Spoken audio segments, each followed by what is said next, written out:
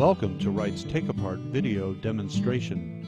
When it comes to getting a new boiler into a building, every job presents a unique challenge. Your goal is to get the job done as quickly as possible, and your success will depend largely upon how easily the boiler can be broken down and reassembled. That's why we offer not one, but two take-apart styles to choose from. Our partial take-apart features a hydro-tested pressure vessel that cuts hours off the installation time, while our full take-apart design requires tube rolling and hydro-testing, but has the advantage of breaking down into much smaller parts. Both our partial and full take-apart boilers arrive assembled, except for the tubes of a full take-apart, which are bundled separately. As you can see, knocking the boiler down goes quickly because you take it apart only as far as necessary to get the components inside. This video is being presented in two halves. The first half, the one you're watching now, features a partial take-apart atmospheric burner-fired boiler. The second half will focus on a full take-apart boiler that is power burner-fired. Keep in mind that we can customize either of our standard take-aparts to suit an unusual job requirement, as well as provide you with the dimensions and weights of the largest parts ahead of time. After the conduit and wiring to the gas train have been disconnected, the firebox door is next. Locate the pilot burner and disconnect the wires to the flame rod and ignition terminals.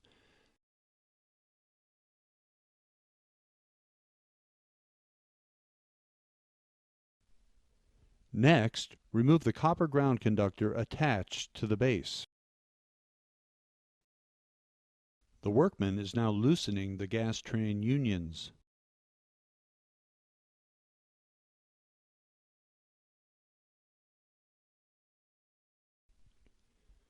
Once the unistrut clamps and pilot tubing have been removed, the gas train can be lifted off.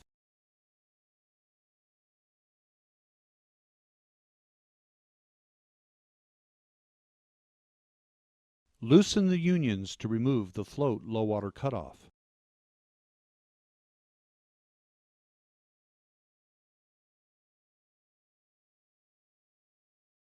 Using a 5/16 socket, unfasten the outer top jacket.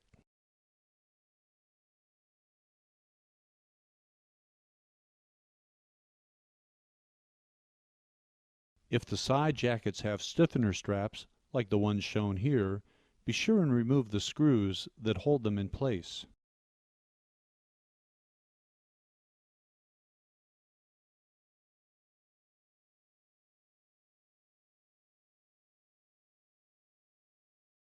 Once all of the remaining perimeter screws are out, the side jackets can be removed.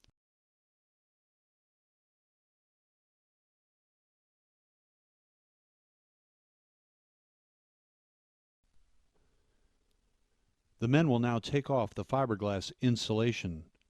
The white material underneath is ceramic fiber blanket. After the clips holding up these blankets are straightened out, they can be slipped off and removed.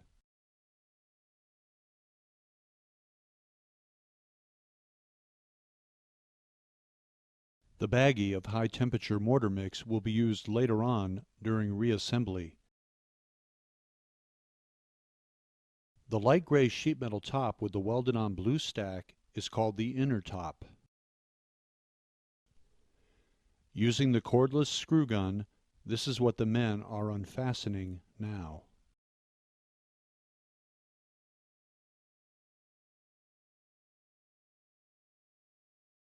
The next part they'll remove is the refractory retaining clip that holds the tops of the refractory panels tight against the tubes. After that, they'll remove the side inner top panel and the ceramic fiber strip that sits on top of the refractory panels. The side refractories may now be lifted out of the channel clips that hold them in place at the bottom. You should mark the refractory panel positions as you remove them for easier reinstallation later on. To take out the rear refractory panel, you'll need to remove one or two rows of burners and venturis beforehand to lean it over. These bolts hold the header boxes, or heat exchanger, to the legs. The bolts down here hold the legs to the base. We could remove all the bolts shown in order to detach the heat exchanger from the legs and the four legs from the base. Doing so would allow you to bring in the heat exchanger only, as shown here.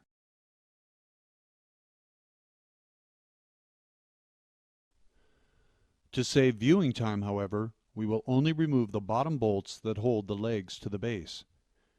Again, the advantage of Rite's design is that you take our boiler apart only as far as necessary to get it into the boiler room.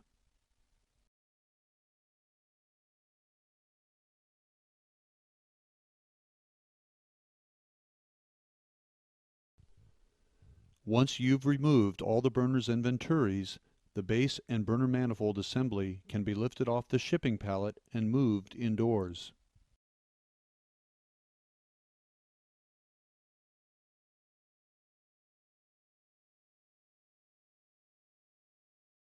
Ah, reassembly. Uh-oh, the guys seem to be working in slow motion. That's more like it. Reversing our steps, the venturis and burners go back in first. After that, we'll reinstall the heat exchanger. We're using a forklift to lower it onto the base, whereas you may use a portable A-frame with a chain hoist or other similar device. Here is one last look at one of the 4 pairs of bolts you would be reinstalling had you removed the heat exchanger from the legs. There's the rear fiberglass insulation going in, followed by the rear refractory panel, and then the back row of venturis and burners.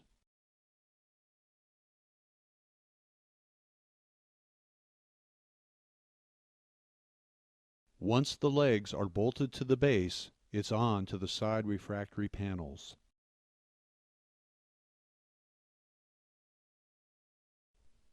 That one doesn't fit quite right, which only goes to show that marking the panel positions ahead of time isn't such a bad idea.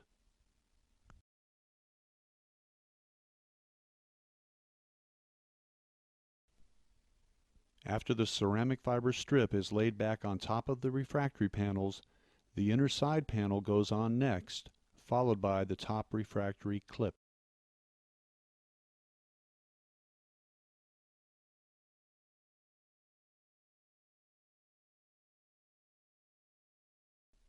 Once both sides are done, the inner top can be fitted back into place and refastened.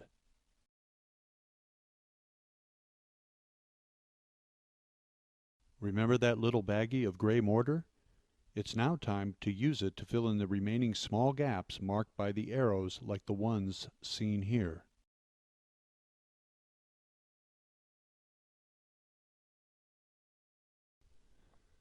The men are now hanging the ceramic fiber blankets back onto their support clips, and again, it's easier to reinstall them if you mark their positions when first removing them.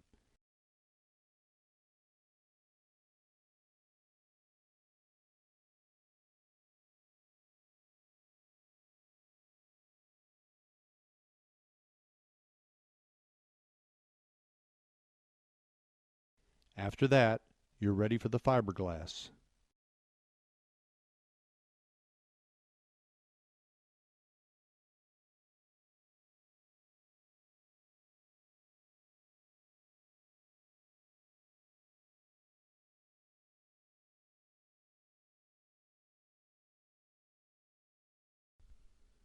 Once the fiberglass is on, it's time to reinstall the side jackets. Remember to refasten the stiffener straps that help keep the side panels rigid as shown here. The rest is easy. Double check your wiring connections and leak test the gas train unions and pilot tubing connections as well. Because our partial take-apart boiler was hydro-tested and stamped at the factory, field hydro-testing is not required. And now, on to our full take-apart video.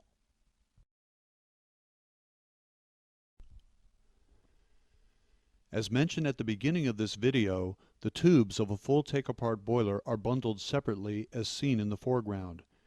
This is a power burner fired boiler with low NOx flue gas recirculation piping between the stack and the burner that the men are removing now.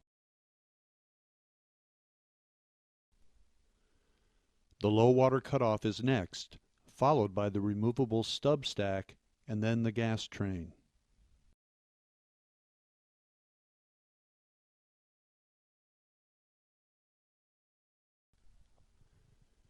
After taking off the outer top jacket, you must unfasten the stiffener straps connecting the side jackets to the boiler.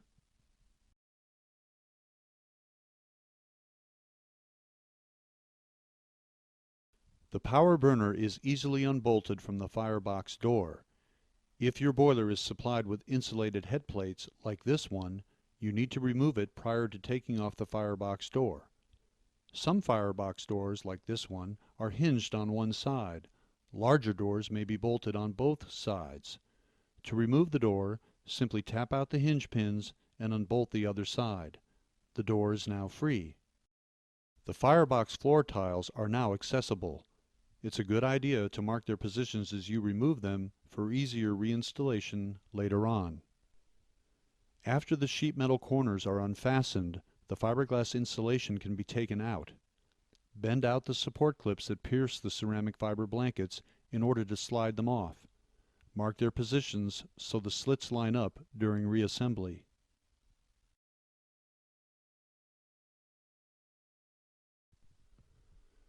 While the men on the right are removing the rear sheet metal jacket and insulation, the men on the left are unbolting the top right refractory retaining clip.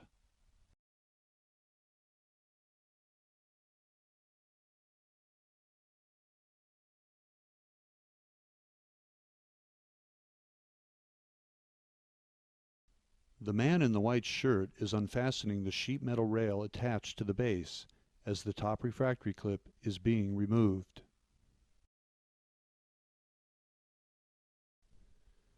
Next, unbolt the bottom refractory retaining clip. As a safety reminder, note that the side refractory panel is now largely unsecured.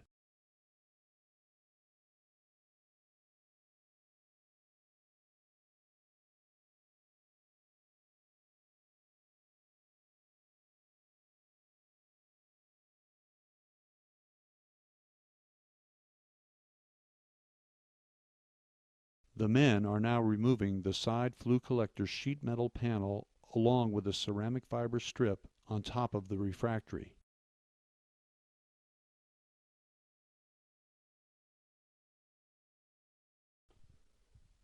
The side refractory is now completely unsecured and may be removed. Repeat this process to remove the left-hand side refractory. After both side refractories are out, the rear refractory may be tilted in and removed as shown.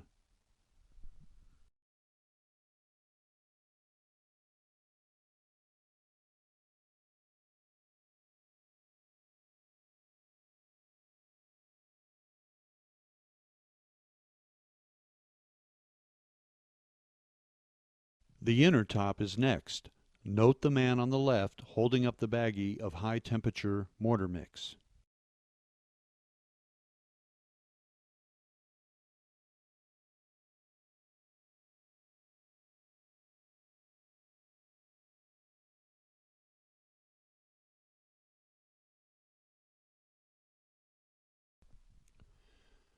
Once the inner top is removed, the 4 angle irons that are tack welded between the header boxes are twisted off and discarded or recycled.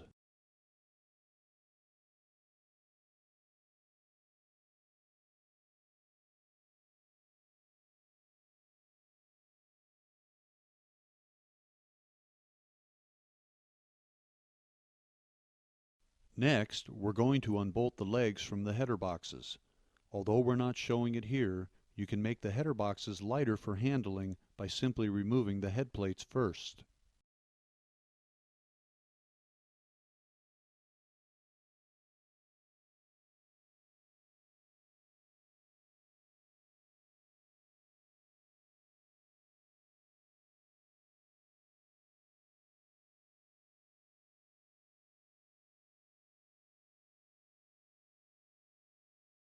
After the header boxes are removed, the bolts holding the legs to the base may also be unfastened if necessary.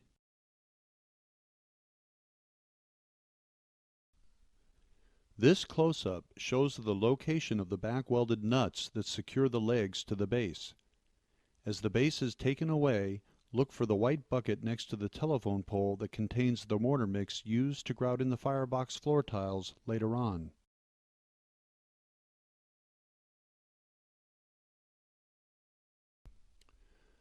Once you've leveled the base onto the new housekeeping pad or other suitable surface, and the heat exchanger legs are refastened as shown, the header boxes can then be reinstalled.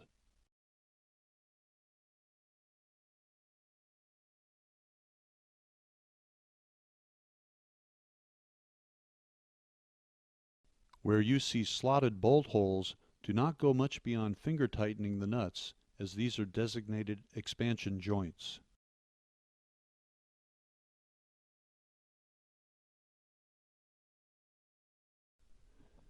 If the head plates are hinged, simply tap the hinge pins out after removing the head plate bolts in order to remove the head plates.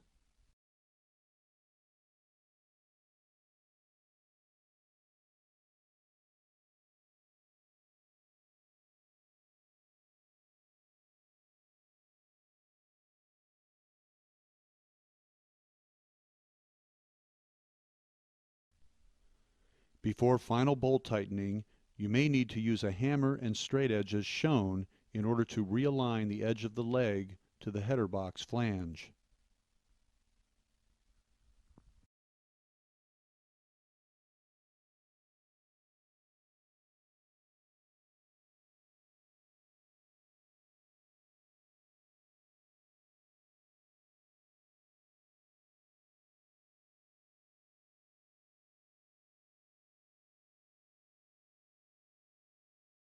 A small hand grinder like this is used to remove the leftover tack welds on the tube sheets from the 4 angle irons that were twisted off earlier.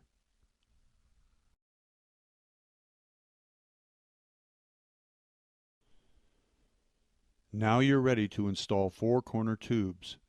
Before you roll these tubes, however, it is essential that you install and fasten down the inner top first. You must do this in order to properly align the header boxes and ensure that the rest of the boiler will fit back together as designed. Once the inner top is secured, the corner tubes should be measured to maintain equal stickout from both tube sheets by using a simple gauge as shown here.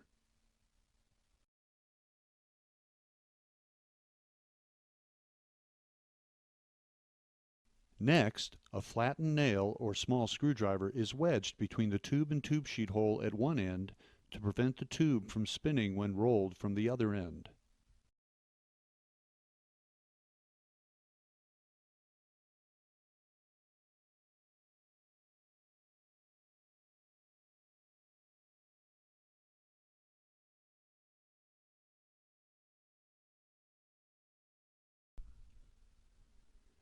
After all 4 tubes are rolled at one end, carefully remove the wedges and finish rolling the tubes.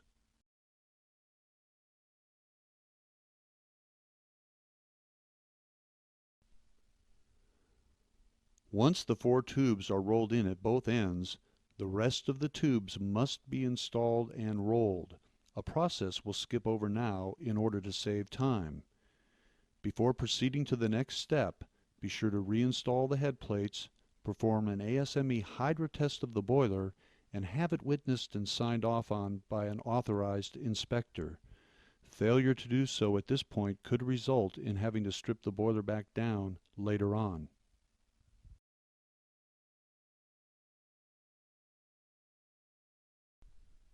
You're watching the left side refractory panel being tilted back into position. Be sure to secure it with the top and bottom refractory retaining clips before proceeding.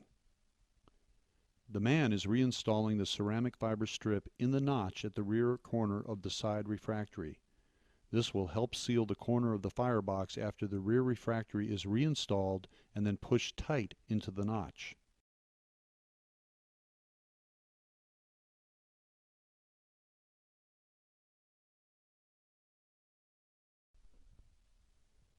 The right side refractory goes in next. Ceramic fiber strips are then reinserted between the front of the side refractories and heat exchanger support legs. You'll have to squeeze them in carefully as the gap will be tight.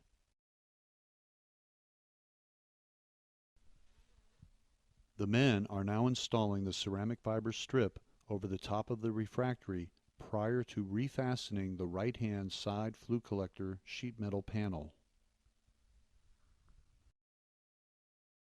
They are now installing the ceramic fiber strip into the right rear refractory notch prior to pushing the right rear side refractory in tight against the back refractory.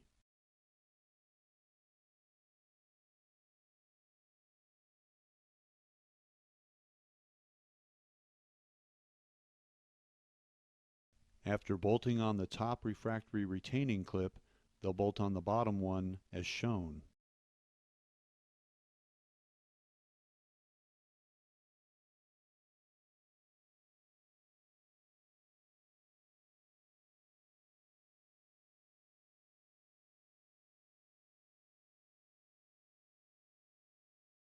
Here is a brief clip showing the sheet metal corners being refastened.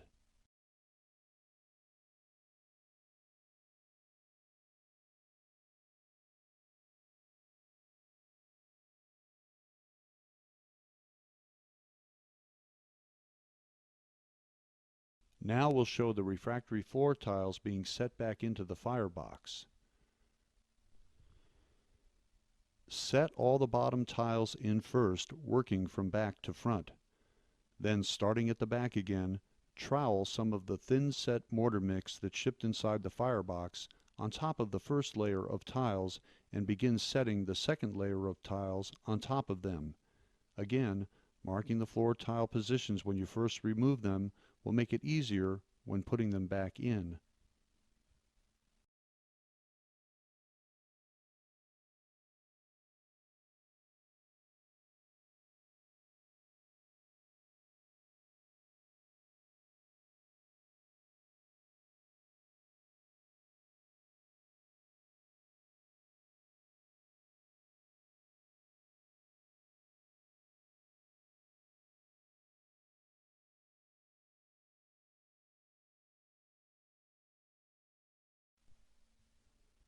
We'll finish the floor with a short ceramic fiber strip across the front edge of the floor that the firebox door will eventually seal against.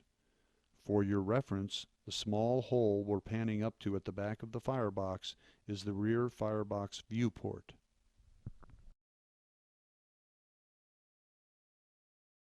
Once again, it's time to use the baggie of gray mortar to fill in the gaps at the inner top corners.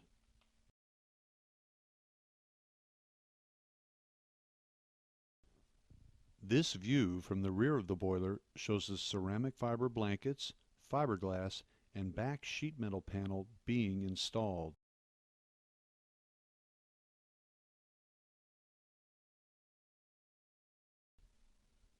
That's the rear insulated headplate cover going on now.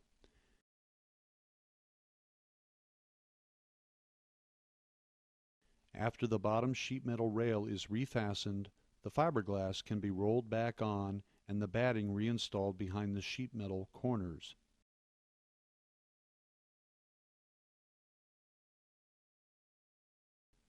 That small dark spot in the middle of the fiberglass is the tab sticking through for attaching the stiffener strap to the side of the sheet metal panel.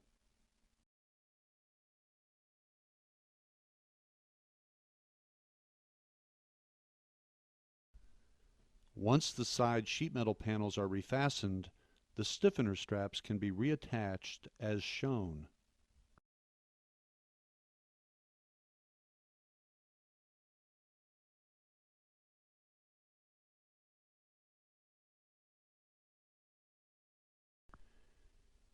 The empty mortar mix pail can now be used to help reinstall the burner door. By setting it inside the firebox floor, one end of a 4x4 can be placed on top of it to help jockey the door around until the hinges and bolt holes line up. Make sure you remove the bucket when finished.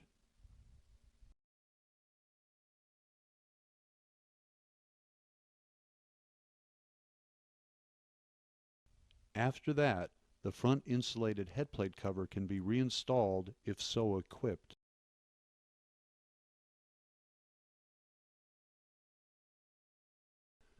The man in the white shirt is putting the aquastat bulbs back into their respective wells. They're now hanging the burner back onto the door. Make sure the ceramic fiber strip that was installed between the burner's blast tube and the refractory throat is intact. Before tightening the nuts that secure the burner to the door, level the top of the burner's electrical panel. After the stack and flue gas recirculation piping is put back on, it's time to reconnect the gas train and wiring.